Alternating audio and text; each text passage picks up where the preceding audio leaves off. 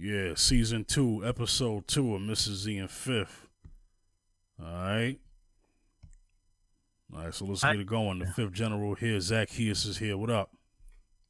it was good. It was good. Yep. Yeah. All right, so we was gonna talk about Veterans Day is as of we're recording, Veterans Day is what, today? That's today. Yeah, the 12th, but this will be released on Friday, which is the 16th. Um Hey, if you want to talk about Yeah, man. the elections past, we could probably talk about that too. But before we get into that, we want to talk about the passing of Stan Lee, Yes. creator of Marvel Comics. Um, Yes. Very interesting. He was 95, 5 years old. Yeah, man. so he lived a long life. This is not some untimely death per se, Yeah. like some young guy, but um, 95. He lived a long life. He was able to thrive off of his work. Big Yeah. contribution to the comic book world. The answer to DC Comics, some would say, because DC Comics is first. Yeah. Um, oh, sorry, y'all. Dang, some feedback. Yeah. Um, That's okay, man. Yeah. so, hey, what do you think this means for the comic? This is a big loss to the comic book world. It's a big loss, but you know what it is? Stanley contribute a whole lot. I mean, he was the one that put the oomph in the comic books, if you know what I mean. Yeah, He put like the in the comic book world because he came with so much like memorable and flavorful characters and superheroes that's just it just stuck with you. You read the comic books and it just stuck with you, and it just like Incredible Hulk. Who doesn't know the Incredible Hulk? You know, all over the yeah, world. You know, it's just endless Marvel superheroes. Spider Man. You know, it continues to it continues, the Avengers, Fantastic Four. It could go on and on. I could go on and on and on about Marvel yeah. superheroes. How much Iron Stan Lee was Man, a man. X-Men. We honor Veterans Day, but Stan Lee also was, he was Jewish and he was part Romanian, but he was also in 1945. He was also I think drafted in the World War II. So Wow. when he came back from the World War II, Wow. he embarked on and his talents was animation and art and animation, and as he embarked on it, he created a thing that stuck with children, young and old, for a very very long time. And he put out comics. He put out 1939. Got into 1945 World War II. He started like getting into the comic book world, and he embraced it, and he started making these characters, Captain America, Yeah. Spider-Man, and it just continued to grow, and it grew and it grew. Decades passed, and Stan Lee kept on creating these stories, creating these stories that really, like, you just don't forget them. Captain America story or Spider-Man. Nobody can forget that, Yeah. People all over the world know who Spider-Man is, and was the one that really put them out there to really do those who are doing comics now, and those who are creating characters like myself. He's like a pioneer. He's like for creating superhero characters. Icon. Stanley was the man that really put it out there as far as like Marvel, even with the movies. Mm-hmm. Studios brought them on, and next thing you know, in other words, if kids didn't really get into comic books, but they look at the movies, Marvel superhero movies. So it's Marvel continues. Yeah, that's a good thing with art. art continues, you know? So yeah. Yeah. I think for those in the comic book world, um, we've been kind of. I wouldn't say I'm heavy into comics like that because I'm not a reader, so I don't own an issue in this. I don't own a comic book issue at all.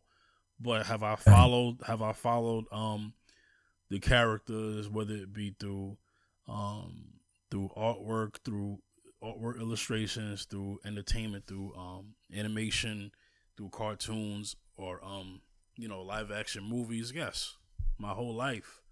Um, Hmm. and I think we kind of knew that someday this was gonna happen because he was so old. I think once Hugh Hefner died, because of his age, people were looking at Stan Lee kind of like, yo, can somebody check on him because he's in the same generation as Hefner. Yeah. So that's why Yeah. people were kind of like, yo, is Stan Lee okay? Is he gonna still make cameo appearances in these Marvel movies? So I don't know what he last filmed. So I don't know. Yeah. I don't know how many times we're gonna see him on camera. But anything that he hasn't done, we won't see him no more because unfortunately he has passed. So I want to Yes. say, God bless his family, Yes. and we just want to take time to acknowledge that. Hmm. All right, so let's get into it. What does Veterans Day mean for Black folks? Mm. So I'll kind of start off this way before I ask you anything. All right, in no shape or form do I fault the soldiers, because the soldiers are not the ones that call the shots. They're not the ones that call the shots. It's the government that does. Hmm. So the government commands the military, which commands the generals. The generals give the orders, but you know. So I think for the most part, a lot of people have gotten into the military for several reasons. To whether it be the draft, talking about people who have gone in the military. Let's talk about the people who have gone in. So the people who have gone in uh, have got in for many reasons, past and present. So there was something called the draft during wartime. Okay, Yeah. war times, because it happened more than once. When you sign up for, it's mandatory that everybody under the age of, what is it, 25 or 35 or something like that signs up for selective service for I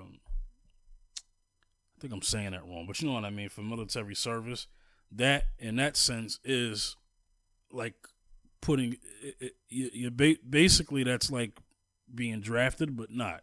That means you could be called if they run out of bodies and then I didn't need to do a draft. That's the only reason why drafts happen. Um, I'm 31. God forbid is they want to do a draft, they could still call me until the age of 35, I think. Up until the age of 35. Hmm. Yeah, I think that's what it is. I'm not thinking about it right now off the top of my head, but from the ages of 18 to 35, you have to register your. Uh, uh, um, you have to basically. It's basically just a civil duty. You have We'll to, do. Yes. right. It's something that employment, especially government employment, wants to know if you've done it or not. It's just one of those things.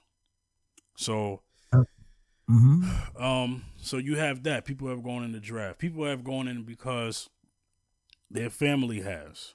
Other people have gone in because of the benefits that it offers after after your initial enlistment, when you pass the boot camp and you're not dishonorably discharged. You know, Yeah. so there's the benefits, and then there's some that have signed up in the military to fight in the war because they felt, I need to. I have to fight for this. You have those who gone in that way. So what I'm saying is, you have those who are forced in the military, and then you have those who've gone in willingly. So there's unwillingly Yeah. and willingly. Yes. So people are gonna listen to this podcast. And they're gonna hear a couple of things. You're gonna hear me in favor of the people, but not in favor of war.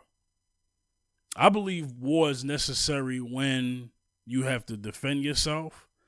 War becomes unnecessary when you're just using it economically. That's unnecessary. That's a economical war. There's a such thing as politically. There's political wars that were started because of political reasons. Yeah. The pillage continues because a lot of times countries go to war to conquer. It has nothing to do with self-defense. Self-defense is one thing, but when you're going to pillage and conquer, that's another. I have a problem with that. Okay? So, I don't blame the soldiers. So let's talk about black people specifically. And then I'm going to express my views on why I feel that black people should not go into the military. I might have expressed this view last season. I don't know. But I will today. So, Zaccheus, I'm going to go to you. I just wanted to do my opening statement. Zaccheus, what does Veterans Day mean for black people? Because we know what it means to this country. But what does it mean for black people in this country? Because there is a difference. When it comes to the black experience, when it comes to veterans, well, for black folks went in there for many reasons, and they got drafted. They went into military. We can start with the Black Regiment. Mm-hmm. During the Civil War, when yeah. a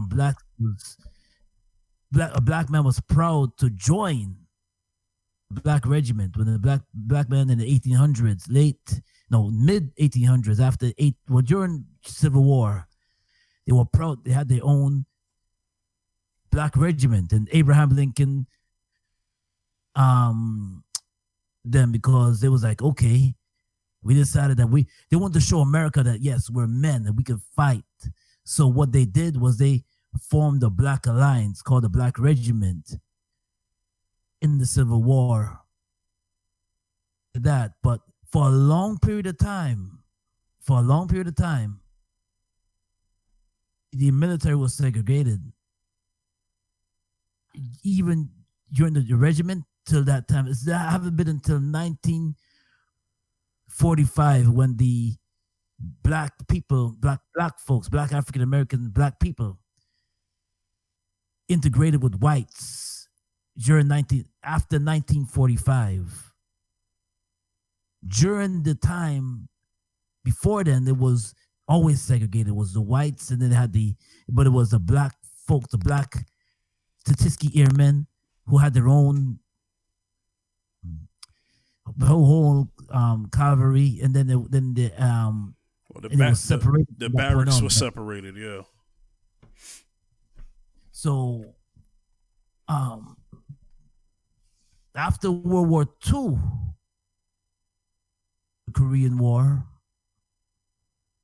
where blacks fought in that, a lot of black folk fought in that war, and they died. And then Vietnam, 1965, Vietnam War. Black and Hispanic men and poor whites were drafted. The draft didn't start until, to those who don't know, the draft didn't start until 1940. Mm-hmm. Until 1940. Mm-hmm. So in the U.S., but black folks, young poor black folks, Hispanic, poor whites were drafted into the Vietnam War and put in the forefront to fight and died by the thousands. Mm-hmm.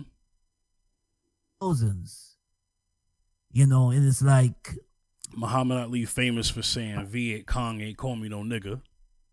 Yeah, exactly. So, and famous man by the name of Muhammad Ali was stripped from his title because he refused to fight because of what you said, Fifth. He said that because the statement was, no Viet Congs, no brown people never do nothing to me. I'm in my own sitting here in my own country, my own country, and I'm getting and they treat me like an enemy here. No brown people never do nothing to me. You said you want me to fight for you, but when I come back, you're my opposer, and you won't even fight for me here in America.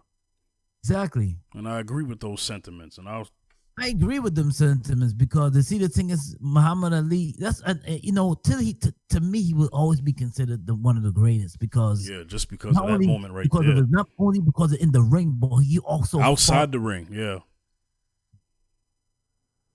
He would always be known, go down into history for us as a greatest, greatest to me that ever lived. To me, yep. This boxer that ever lived was Muhammad Ali. Yeah, the greatest because of because he was so vocal, and he didn't just say, "Oh, he was not only a champion inside the ring, but a champion outside the ring." He was one of the greatest speakers. He was a very intelligent man. Very intelligent man. It took a lot. I mean, respect to Joe Louis because he fought in the military too. But it took respect to Joe Louis too. But respect to Muhammad Ali for standing up and saying no. I'm not going across the country to kill more poor brown people. I'm not doing that. Yeah. And because of that, he was stripped from his title. Now, going into the military now, I know a lot of us will say it's a different age. You can't compare. They say it's a different time and different age. It's a lot of folks, not black, not even black folks. They go to the military to get the Montgomery GI Bill, get half. What you call it? Deal to get the Montgomery GI Bill for school. Also, you get it for housing. You get a different benefit to get you get that military benefit. But we cannot, we get that different. But you cannot forget the history. Yeah, because the history is a lot of black soldiers didn't have access to that, and then also. Like you mentioned, the Tuskegee experiment. Yes. Let's explain what that is for people, because I'm pretty sure there's people, it's possible, have never heard of this before. The Tuskegee experiment. Okay. They would inject black soldiers with syphilis and see what the side effects are with no treatment. So syphilis is a curable. It's a curable disease. It can be transmitted sexually or chemically. Because really, the disease is a chemical disease first created. It's a disease that was created by the government. So if it was created by the government and now it can be passed down sexually transmittedly, I'm pretty sure other diseases that we could think of were created and passed down, like AIDS and gonorrhea. And well, hold on. Yeah, yes, gonorrhea. I was going to say the other big one, herpes. Yeah. So, but that's probably a topic for another show. Okay. But I believe that syphilis was a laboratory man-made disease. So, here we go with this one. Now, we can't forget the history. I'm going to go ahead and speak my unfiltered opinion about black folks getting in the military. I believe that black people I'm speaking specifically to black people, based off how this country has and still treats us, based off the history, based off the actual rights of the people that you do go to war for. It's not for your people. It's not for your people. Because you're not getting the same liberties when you come back. If that was the case, Why is police brutality so high in the black community? It wouldn't be high if black folks were actually fighting for something and then benefited that when they came back. Them and their families should benefit from that. That hasn't happened because we still have these internal issues in this nation. So you're going to join the military so you could militarize other countries, so you could be a military presence in other countries and oppress, and they use you, the soldier, to oppress them. Meanwhile, there's a military right here in this nation who oppresses us. And that military I call the police. That's military to me. To me it is. You know? I'm not even talking about the National Guard. I'll get to them in a second. But the military is a form, the police are a form of inland military because the way they're being used against us and other people of color. But specifically speaking to the black cause. So this is why I have an issue with black people going in. I respect you as a person, but I also mourn for you too. Like that movie The Butler.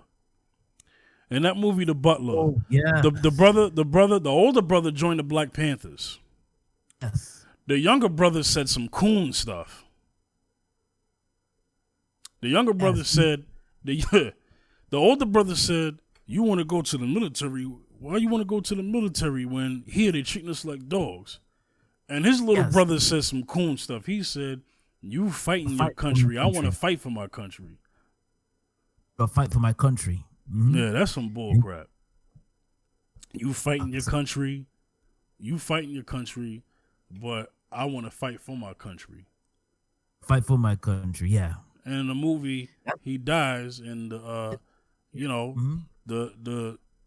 military comes knocking on your door, handing you telling you the bad news and handing you a flag, saying sorry for your loss. That's it.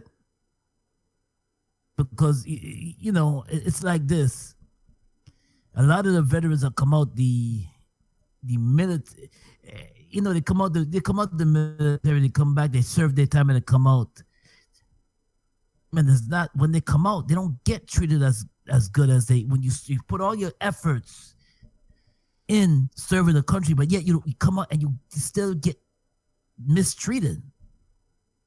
And, it's been quite a few stories, still get mistreated. And coming out the military, told me, he said, man, I ain't gonna, he said, listen, man, I'll still get hassled by it. Look, I serve my country and I still get hassled by the cops. Wow. Yeah. Speak to the brother who, let's speak about the many brothers that I've seen on Instagram.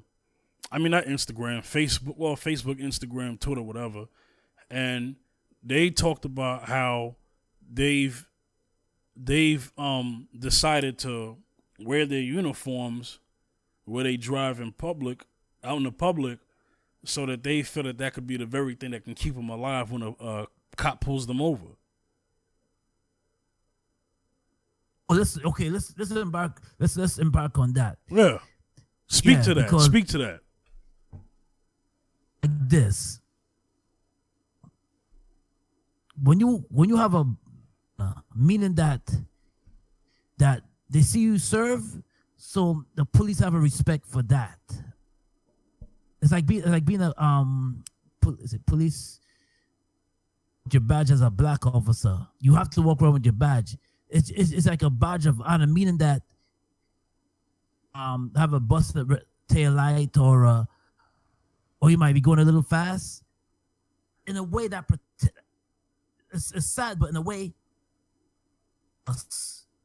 from the police harassing us or the police getting really hostile with us. Because you see, when you have either wearing the military suit or have a badge, that in a way that's supposed to protect you.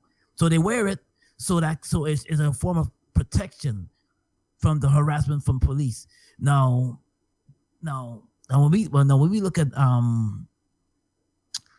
people with, and it's so sad because our white counterparts brothers don't have to wear that to not get harassed. Yeah, they don't have to wear it. But we wear it because we're fighting to save our life. And see, that's no way to live.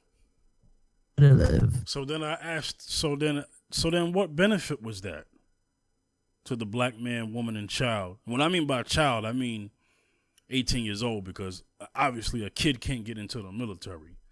But I find that interesting that a couple of our brothers and sisters out there feel that to stay alive, that they have to show themselves as your not so typical civilian.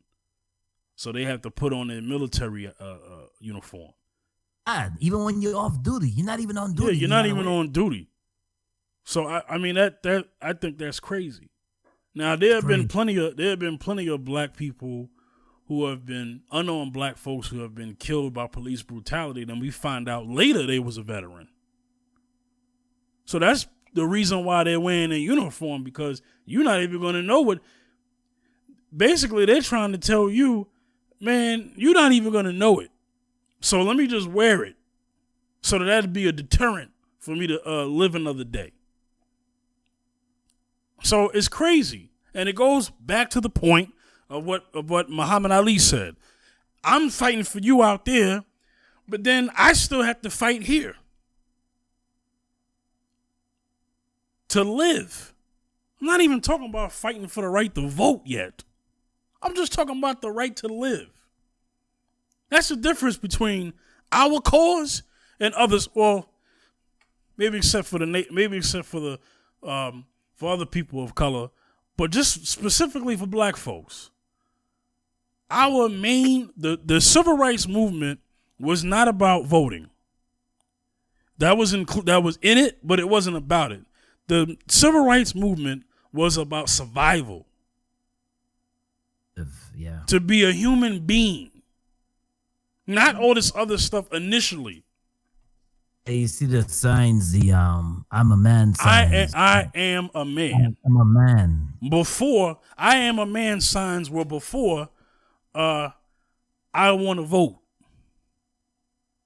Or I want to, these are the civil rights movement was about survival first. About survival first. And you know what? It's still about that now. Okay? But then I'll fight within the justice system. I just want black folks to not forget about that. I think we get so caught up on, especially when election time comes around, we get so caught up on the civil rights movement being about voters' rights. No, voters' rights and civil rights is two different discussions, although they are bunched in with that. But just understand, civil rights was human rights before voting rights. So I just want black people to understand what the civil rights movement was all about originally, was about survival. Now, Zaccheus, let me get back to you. So this is the thing that we see our people go through. I have people in my family who have military. Saying it wrong. I have some military family members. I'm still going to speak my truth. I love them. I'm glad you're here. But I'm still going to speak the truth. Okay? I'm still going to speak my opinion. Yeah, exactly. I thank you for your service, but I mean, and I'm talking very close. My grandfather and my other grandfather, well, great grandfather. I'm trying to get this down. Great grandfather. So I'm talking very close to home.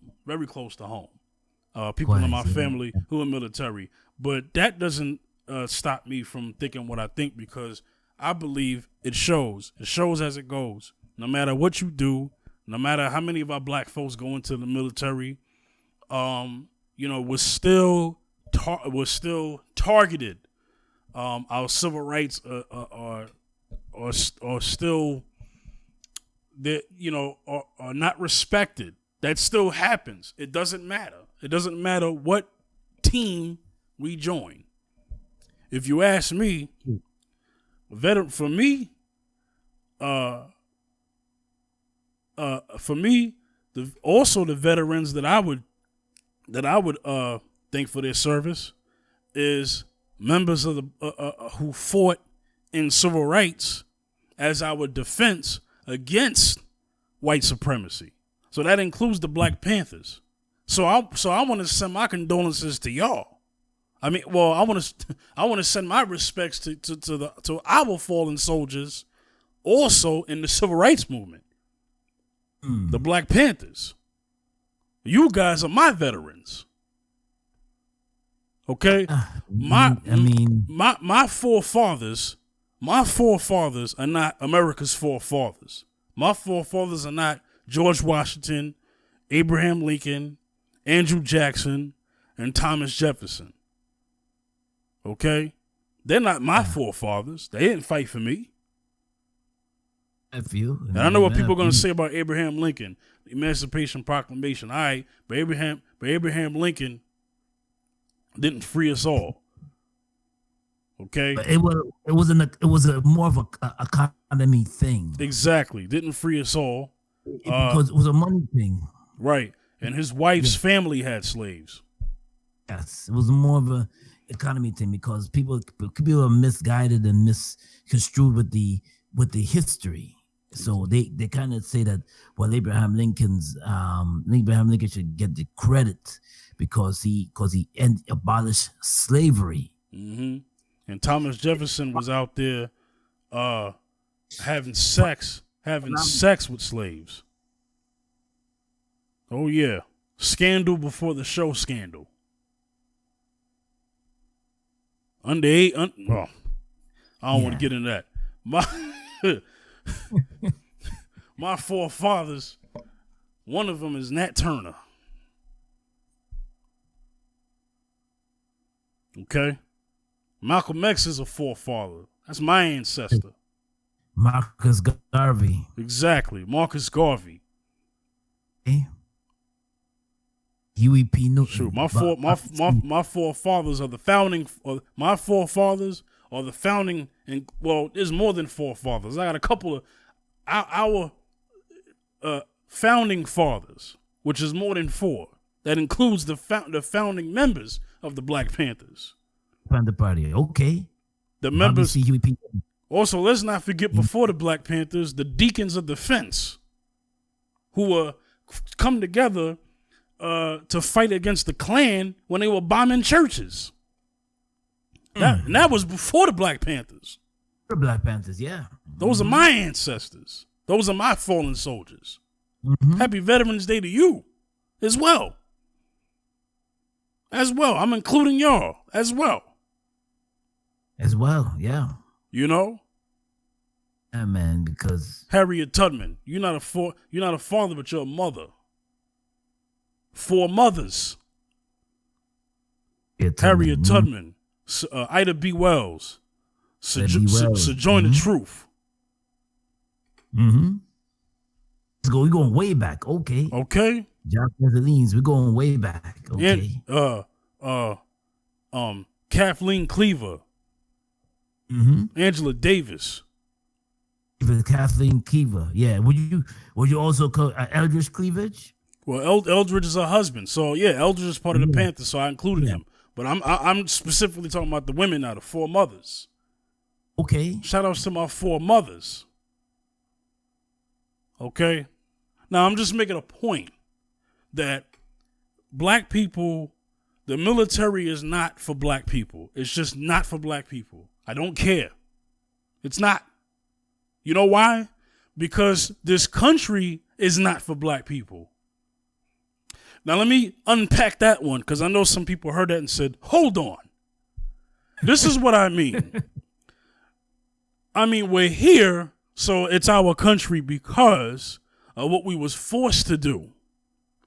You're here by force, but also, we're here by force. Right. We're here by force. This is our country, technically. This is our country by blood right. By blood right, it's our country. But the government of this country is not for us. So technically, this country is not for us, but it's our blood right to be here because we built this country against our will. Mm-hmm. And then there were black folks who were here before the great invasion. Because that's all it was. That was an invasion. Yes, and those who don't know what we're talking about the European impact on this soil. land. Yes. Those who don't know what because some people get lost. Like, what is he talking about? It's great impact. That's what we're talking about. Hey, well, if they don't know, now they know. But I don't want to get off topic. But this is what black people have to wrestle with. Now let's talk about what's going. Now let's bring it up the years, right? So let's talk about how veterans get treated. Now, veterans overall are left in the dark. Okay, so I'm talking about everybody now. Everybody.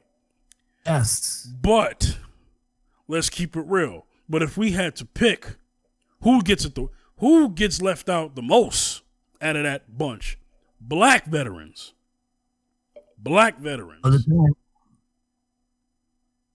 Okay. So, we have this big thing in this nation, right?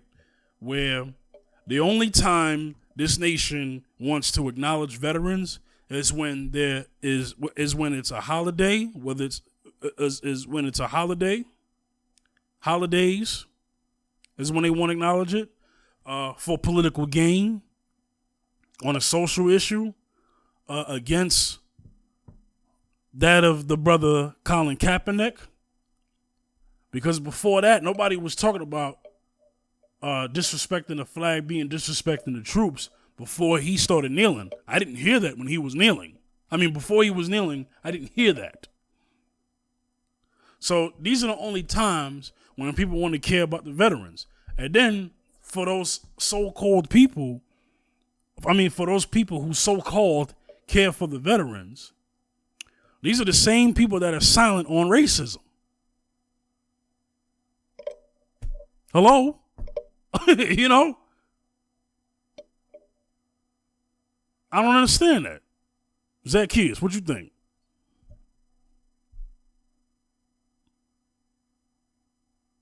Zaccheus. Okay. We're experiencing some technical error here, some technical issues. As soon as I get Zaccheus back, I'm going to just keep talking. Let me see if he's still there. Okay. All right. We'll get back to Zaccheus in a second. So, this is what I find interesting. I find interesting that the same people who want to acknowledge our troops say nothing on racism, say nothing on internal wars that happen here in this nation, unless they're affected. It's wrong, man. It's wrong. Martin Luther King said an injustice anywhere is an injustice everywhere. So it's a problem no matter what. And treat the veterans better, man. Treat them better. Make sure they're getting all the help that they need. They're talking about, they're not really addressing the PTSD issue and what to do about that, or at least to help it to some degree. Whether they're before they even come home, they're not even dealing with this before they even come home. You wait till they get home, then you want to talk about what you want to diagnose them with. See, a lot of that is a problem. That's a problem. That is a problem. So that got to be addressed. I'm not feeling that. And one of the things that people have to understand is that when it comes to the powers that be politically, is that eventually somebody's going to catch on to why they would acknowledge the military only for personal gain. A lot of times that sticks with voters. So as a voter, you would say a lot of voters have family in the military, especially the mothers, the parents. So a lot of times candidates will be very sympathetic, empathetic, I guess, probably a better word to say, empathetic to parents of their children in the military, of their kids in the military. So they will play very somewhat empathetic, peaceful, nice with them. But that's only just to get the votes. A lot of times, those family members, they never really address this situation. They want their sons home. They want their sons and daughters home. Hey, what are you going to do about this? I want my son and my daughter home. You have that crowd. And that's on both sides. That doesn't matter what political party you support. You got veterans who are from the Democratic side and veterans on the Republican side. You got parents of both. Some will say this. Some will say, well, this parent on the Republican side cares more about their son and daughter out there fighting as opposed to the Democrats care more about their son and their daughter coming home. First of all, they all want their family home. I mean, who comes into this world to start a family, bring your kids into this world just so you can send them away to fight a war that they didn't start? I mean, come on now. That is not something that you imagine doing when you want to start your family. Oh, I can't wait to have sons and daughters so that they can someday fight in a war that never ends. I mean, just understand, we've been at war. This war we're in currently, we've been at that war since 2000, 2001, 2002. Right after 9/11, if my years are right. It's 2018. Going on 2019. There's no timetable. There's no timetable. Okay? And then when they're done with one country, they move on to the next. There was no weapons of mass destruction in Iraq. Okay, when we know the attack was from Afghanistan. Okay, so in Afghanistan. And then now they're looking at this country, Pakistan, and then they're looking at Iran. I mean, it's like, when is it going to end? We don't want the bad guys having the strongest weapons. And then on the other end, oil. This war has always been about money, man. It ain't never been about no weapons of mass destruction. You know how many countries got weapons of mass destruction and we ain't go to war with them? Plenty. This war has always been about money. Always.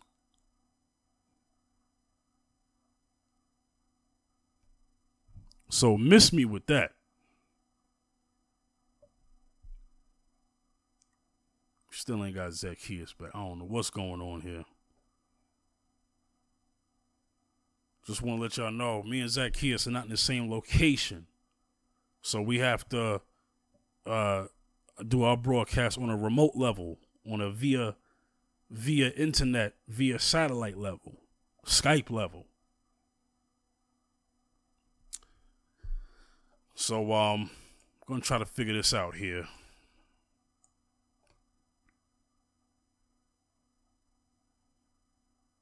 All right, let's see what's going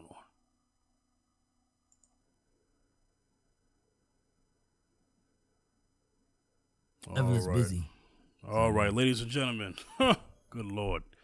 All right, so we back on. We got Zaccheus back. Let's include him back into the conversation. So he could hear me, but we couldn't hear him.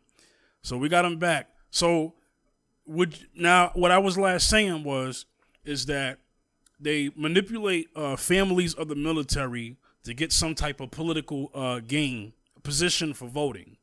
So they'll be empathetic around those times. They'll manipulate military families and draw political. They'll draw from social and justice topics and try to find some way to say that social injustice is a conflict with having respect for the military, which they don't coincide. They don't go together. It doesn't make any sense. So in that sense, they're saying stuff like, "Oh, well, Kaepernick is against the military." He never was. And I want and I want people to understand in closer review of this is that what they're trying to do is this. They now want families of military who've lost their sons in the war and say that matters more than unarmed blacks who have lost their life in this war right on this soil. Oh, yes, there's a war here. Yes. Okay? So that's what they're trying to do. So they're trying to make it seem like black people don't respect the military. Because, they put us all they paint a broad stroke when something happens with one brother protesting against something, which means a lot for everybody. They paint a broad stroke. So it's like you're trying to put military families, specifically the white ones, against black families who have lost their family members due to police brutality. That's two different things. But I'm just saying that's what they try to use. You see, those are two different things altogether. Yep. You see, because the thing is that it's a lot of me and you families right now. Yep. In the military, serving military. I have a cousin, and I had a cousin that was in the military. So I had family in the military already, and I had one cousin that's in the military right now, serving the military right now. So for them to even think like that is bizarre. It's two different things. Police brutality and serving the military does just because a lot of black personnel in the military, a lot, black men and women, black. So we don't disrespect the military. We just Kaepernick, and we are just saying that we want to just stop the killing of unarmed black men. That's what it is, and that's all. Like that's all we're trying to say. Like, is that too much to ask for? It's not too much to ask. You have these men that are snipers on the roof shooting, killing people by the numbers, massacre. Yeah, in churches, in big congregated places, but and they're still living. Yeah, unfortunately, we had recently, right after our broadcast last week, we had a bar shooting in California. This time, the gunman got killed. So that's interesting. He got killed. Interesting, because usually you don't go that way. No. Oh. Well, it depends on who's doing the shooting. We know, but that is too. Yeah. Yeah. Mm-hmm. But I noticed they didn't want to show his photo. Took a long time. It took a long time. I still ain't seen his photo. I still haven't seen it. I've just heard about it, but I ain't seen no photo either. No identification, no photo either. And here one of the people that was in the that got caught up in the Vegas shooting that happened a year ago, Mandalay Bay. Well, no, actually, that was this year. It was earlier this year, right? The Mandalay Bay, yeah. So earlier this year, the shooting at Mandalay Bay, that one of the guys from that was in the bar in L.A. when the shooting took place. I just heard some. Yeah, go ahead. I'm sorry. I've heard some. I wanted to share this news. This has nothing to do with the military, but I heard some recent news. Go ahead. About a woman black woman, on Flatbush Church right here in New York City. Yeah, Brooklyn. She was assaulted by a white male, 30-year-old white male, for just being black. I've just heard that. I read it. Eyewitness News put it out there. And I said that my gosh, in this day and time, to be assaulted because of your ethnicity, so that a lot of our folks are walking blinded, that we are not aware of what's going on, or we're walking and we're just going along with the flow, but we're not opening our eyes. A lot of us are still not woke about the military in black, because a lot of us are still walking around not woke, just in the daze, in the sleep, like everything is okay, everything is okay, everything is all right. We're out there. Still a mental slavery. It's called it's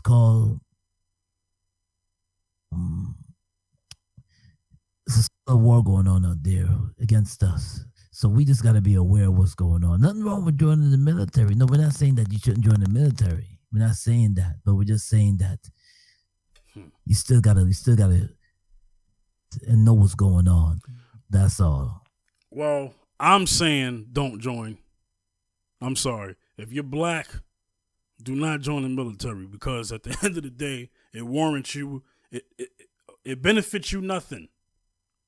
It benefits you nothing. You might get a health benefit, but what I'm saying, as still a law-abiding citizen of the United States, you can still be gunned down. Worse than a dog in the street. Yeah. I don't even see dogs get shot. You got wild pit bulls out there maining babies, and I haven't even seen them get shot the same number of times that I've seen unarmed man get shot. Unarmed black man. Okay, so they'll gun you down worse than a rabid dog. So I'm saying, if you black, get the heck away from the military. The thing is with some people say this is what it is, and I'm gonna just say it right out now. Okay. They have some black folks that do join. Want to join because they feel that the streets are gonna eat them up. Wow. So is that fear? It's the fear of the streets eating them up. So they join the military to stay out of trouble. They join the military they join the military because let's just face it, a lot of they don't have a job. Unemployment is a big reason why a lot of people join the military. Because they're not employed. Some they're not employed. Right now is a big thing with employment now. There's jobs that's opening up left and right, here and there, but there's a lot of folks that join because they want to stay out of the trouble. They feel that they get in too much trouble in their neighborhood. So you know what? Joining the military is the way out. That cannot be the only way out, but they join. You have a great point. They join. So, a lot of folks listening to this will say, "Oh, well, I'm gonna still join because it gives me the Montgomery GI Bill. It gives me this. It gives me benefits. It gives me this and give me all this, and gives me half price on my home. It gives me certain benefits you get because you're in the military. You see, this is why a lot of folks join. Some folks said that, well, I'm not able to make it through college, so military is an option for a lot of folks because they feel that it can start their career off. You see those commercials where folks talk about, well, it starts off I'm able to start off I've learned how to do certain things because I've joined the military. Well, I learned how to gain skills because of that's true, because that does happen, but still, yeah. And they join because certain skills that they gain. Like this guy said, "Oh, I've learned how to." This brother said, "I learned how to learn how to become I was a cook in the military." So that gave me that's when I came out the military. I was able to start a career in culinary arts. Now I'm a baker. I own my own restaurant. Now I'm a baker. Certain benefits. Military they do, and they do join it because of certain things that they get. I know recently this sister joined the military. She said that she wants to have a better life, and I'm like, well, do you have to go that route?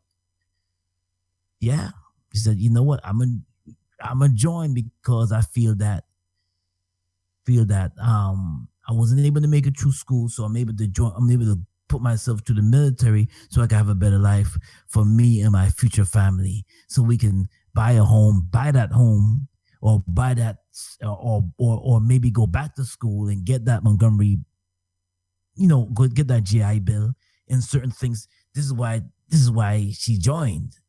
Now, and my reaction to her is like, to that is like, why military? Why there's so much other things that you could do.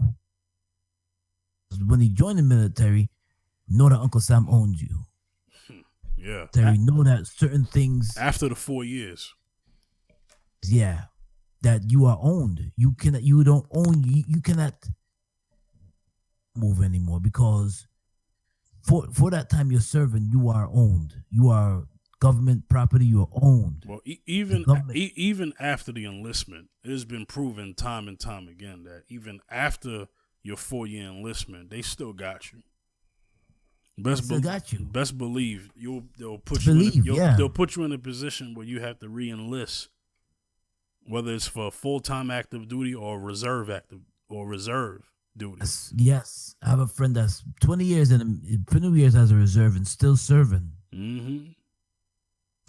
And he's still serving till now. He's still serving. It's like I would like to hear more about the veterans who are against police brutality. There are plenty, and they don't want to hear what they got to say. And that's another thing.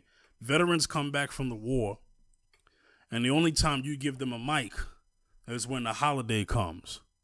But how about you give them a mic when they talk about how they were treated when they were in the military? Nobody wants to hear that. Nobody see what it is that they don't want to bring. They don't even want to hear that. Every time a Veteran Day or Memorial Day comes around, all of a sudden now it's like we want to hear you, want to hear what you've done in the military. They want to hear your stories of how you served the country. They want to hear all these things, but the time, because there's a lot of military guys that's veterans that they're homeless. They're homeless. Also, yeah, a lot of them are homeless, strung out on drugs. Oh man, just mental illness. Yes, it's a lot. And nobody's doing nothing to rehabilitate them. I mean, this is disgusting. Disgusting, man. You serve your time, you serve your purpose, you serve your time, and then this is how you get treated. And remember, during Vietnam, during the Vietnam era, what happened? So many soldiers came back. They were addicted to heroin before they even got home. Heroin. But when they got home, it was even worse because of the type of access. There was access there, and then when they got back to the States, I mean, so many were already drug addicts. They were drug addicts before they even came home. I mean, just crazy. Drug addicts, yeah. You see, after the Vietnam War, the unemployment was bad. 1973, terrible. It was tough. It was rough because you came back from the Vietnam War and it's like they couldn't get a job. No jobs. No money. No jobs. So it came to the point where desperate measures become in rough times brings desperate measures. Yeah. I don't know who ever seen the movie called Dead Presidents. Oh man, classic. Desperate times brings desperate measures. So you do crazy things just to survive. Yeah. Things that you wouldn't even think about doing just to put food on the table so you can eat. That's how bad they treated us. Veterans should get first dibs on jobs as soon as they come back home. They should. There's a lot of untold stories here. A lot of veterans have come home and became cops. Yes. Because that was the only one that was hiring at the time. So you have that situation. Yes. They had that scenario. They became correction officers. They became police officers because at that time that's the only jobs that was available. Yes, that's right. The only jobs that was basically available. There was no other jobs. But these are stories that you hear about. Stories, just more and more and more and more stories you hear about. But this is why people join the military. I know, Fifi was saying that people don't want people you should not join the military, and some black folks would jump up and say, "Well, I joined it because of this." They have so much reasons why they did. Why they have so much reasons why they did join. That's fine. I don't or have why they going into the military. right. You know, That's fine. I don't have kids, but I would teach my kids the truth, and I would tell them. Mhm. I'd keep it real with them. I say, look, or you want to join? Well, just know this. And if they still join after that, the adults, I can't do nothing about it. Right. But I'm held accountable for what I don't say. I'm held accountable for what I don't teach. I would tell my kids That's this. the truth. I would say, listen. I would tell my kids this, yeah. You know, and I would tell them this. I said, listen, let the military be the last option. Yeah. The last option. The last option, yeah. It should be for all kids across the board. It should be the last option because you're shipped to and fro overseas and you don't know what you're getting yourself into. Nope. You're ordered to go overseas, to go, to go into combat, but you don't know what you're getting yourself into. Go into combat, and then what happens? You don't know what you're getting yourself into. It's very scary. So, I mean, they tell you things, but they don't tell you everything. Well, it's very scary, and just like prison, just like jail and prison, you're told when to get up, told when to go to sleep. Yeah, boot camp. Just go through boot camp.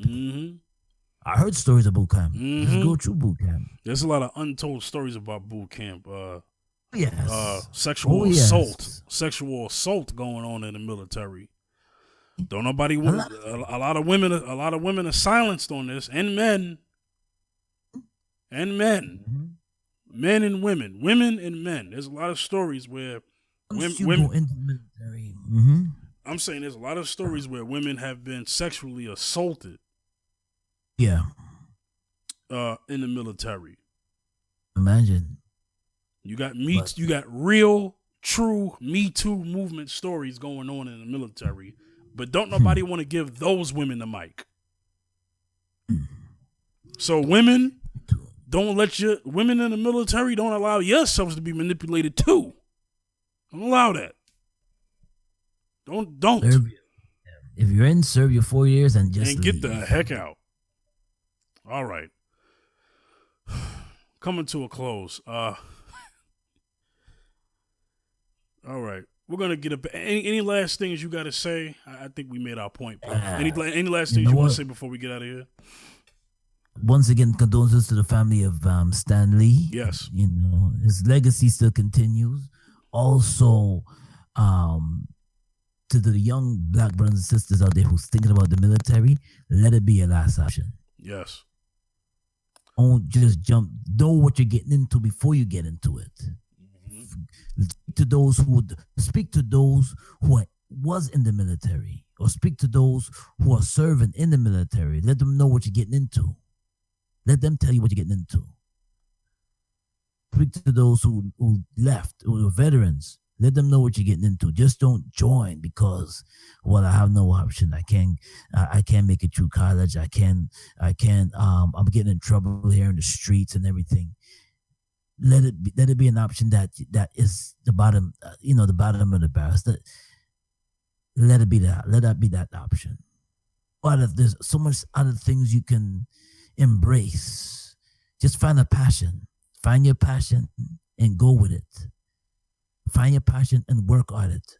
Find your passion, and make your dream come true. Find your passion, pray, and make that dream come true. And work at it. It'll be the last option because it's once you get in, and once you get in, you don't no longer own where you go. Yeah. No longer own where where you go to. They tell you what to do and they tell you where to go. That's just the contract that you signed. For anybody who has seen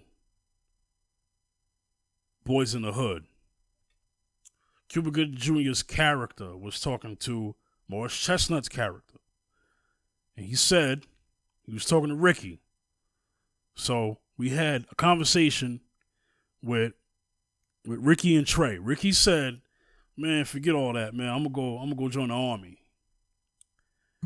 Trey said, man, you join them. He said, my father said the military is no place for a black man. And when you join, you're not you anymore. Now that was a movie, but that was the facts. That was the facts. Okay? Facts, yeah. So with that being said, I want to say all respect due to the families, and my condolences to all not just black soldiers, but all families of fallen soldiers, fallen veterans who have lost their lives in a war that they didn't ask for. I mean that sincerely. All families, all of all colors, because you shouldn't have to lose your kids, man. Shouldn't have to. So, happy Veterans Day to the survivors.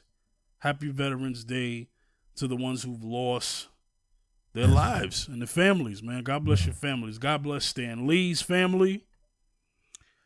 My condolences to those who lost their lives in the bar shooting in California, and I think it was in LA, right? California. Yes. Yeah. My condolences, because I mentioned that earlier, so my condolences go out to y'all. Yeah. And that's it for today's program. Zaccheus, where can they reach you? Reach me on Twitter at Wayne Backus at Wayne Backus 2. Wayne Backus 2 on Twitter, also on Instagram. Zaccheus Zacchus B73 on Facebook. Wayne Zaccheus Backus on Facebook. All right. You can reach me at the Fifth General. Instagram, Twitter, and Facebook. At the Fifth General, Twitter, Instagram, and Facebook. All right, so we're gonna get up out of here. This is the Fifth General and Zaccheus signing off. And signing off. And we'll see y'all episode 3, all right? Peace.